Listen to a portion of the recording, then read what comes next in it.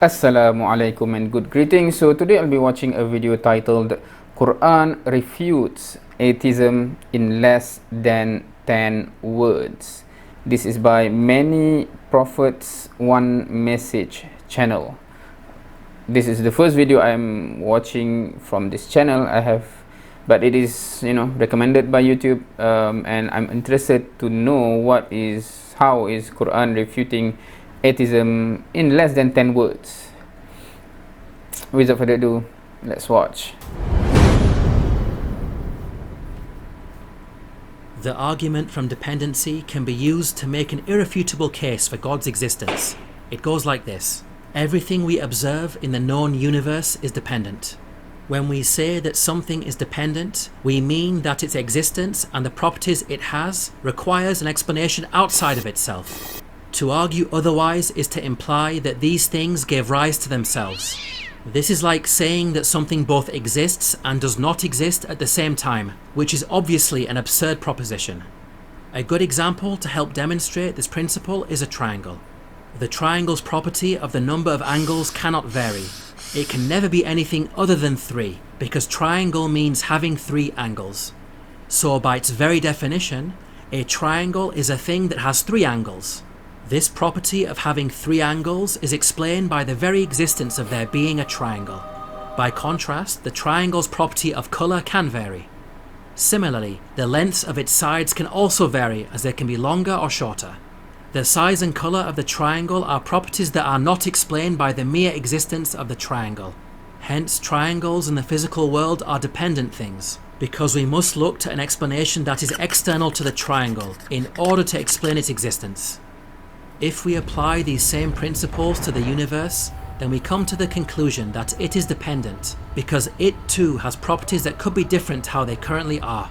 For example, the number of stars and planets it contains. This raises the question, how did the universe come to be? What explains it? The explanation for the universe cannot be anything that is dependent. Otherwise, we end up in a situation where the explanation requires an explanation, which does not explain anything. Besides, trying to use something that requires an explanation to explain something that requires an explanation will never give us any answers, as it leads to an infinite regress of explanations, which is absurd. Think of a line of dominoes that goes on forever. You will never arrive at a point where they stop falling. We conclude that whatever explains the universe must itself be independent. Now, not only does it have to be independent, it also has to be eternal.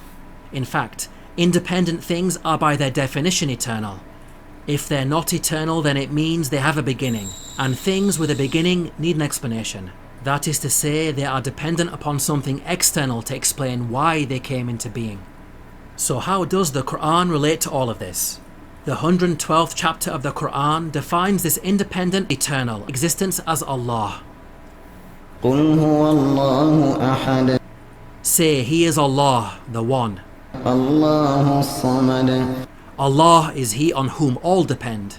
لَمْ يَلِدْ وَلَمْ يُولَدْ. He begets not, nor was He begotten. وَلَمْ يَكُنْ لَهُ كُفُوًا أَحَدٌ. And there is none comparable to Him. Allahu Samad, which means that Allah is He on whom all depend, highlights Allah's independence. And Lam Yalid wa Lam Yulad, which means He begets not, nor was He begotten, implies eternality. We can see that in less than 10 words, the Qur'an describes our Creator in a way that provides an irrefutable argument for His existence. Allah is the independent, eternal reality that explains the origin of life, the universe, and everything. Atheists might respond by claiming that the universe is eternal and therefore it does not require an explanation. This does not help them, because an eternal universe still has certain properties that could be different to how they are. Therefore, there must be something external to the universe that explains its physical properties. Hence, even an eternal universe is dependent. To help illustrate this, let's take the example of an eternal red triangle. The fact that the triangle has existed forever does not stop it from requiring an explanation for why it's red and not another colour. It does not matter whether the thing we are discussing is a triangle or universe. Nothing magically becomes independent just because it is eternal. Another response that atheists might put forward is that science will eventually come up with an explanation that does not require God. This is actually not the case, as the argument from dependency is a metaphysical argument. Metaphysical arguments are based on first principles which transcends all science. If you deny first principles, then it has logical implications that lead to a worldview based on absurdity. You can bring any scientific theory now or in the future, and this metaphysical argument will still be valid. Science can only refer to things that are dependent because it relies on observations. If you can observe something, then you are dealing with a dependent thing because it need not have existed, or could have existed in a different way, i.e., with potentially different properties. One final challenge posed by atheists is to ask, why can't the eternal independent cause behind the universe be some blind unconscious process? Why should anyone believe that it has a will at all?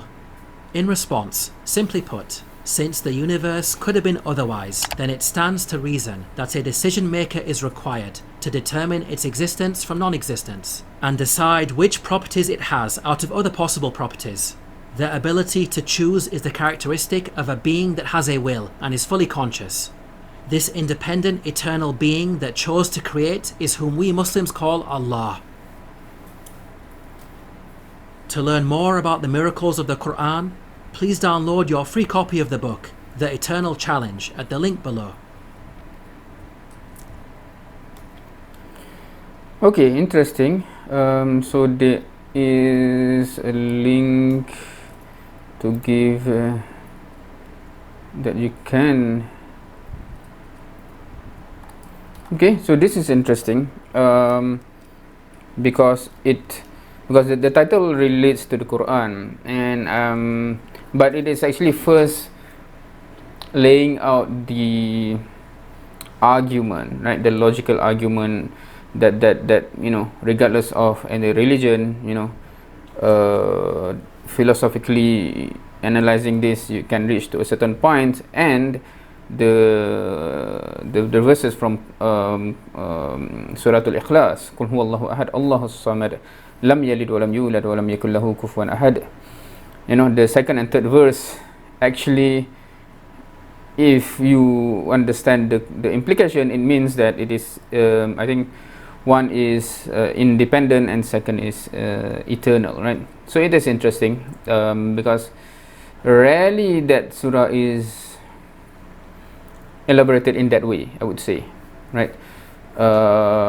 Because normally, I guess, especially for example, lam yalid wa lam yulad, normally it is discussed with relation to the Christian, where there's a father and son and something like that, right? But this goes beyond that, because when we are dealing with atheists or atheism, it's not about those kind of belief, but you know, what is behind all of this, and we are talking about that, right? Interesting. This is one of the topic that normally I'm just absorbing rather than commenting that much, because yeah, I can just say, as the video said, I do not have anything to add, and I do not face any, because I can comment if something is off, right? You know, but if it's just like, you know, fulfill your common sense, then yeah.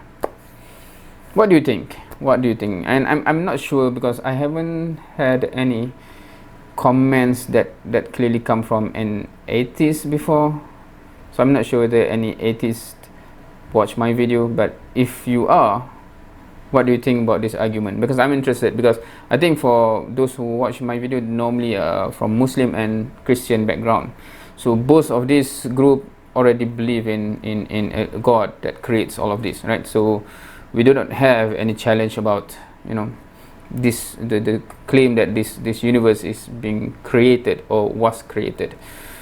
But atheists, you know, we are that oppose that view. So what do you think about this argument? So yeah, well, that's the video for today. Thank you for watching. See you next time.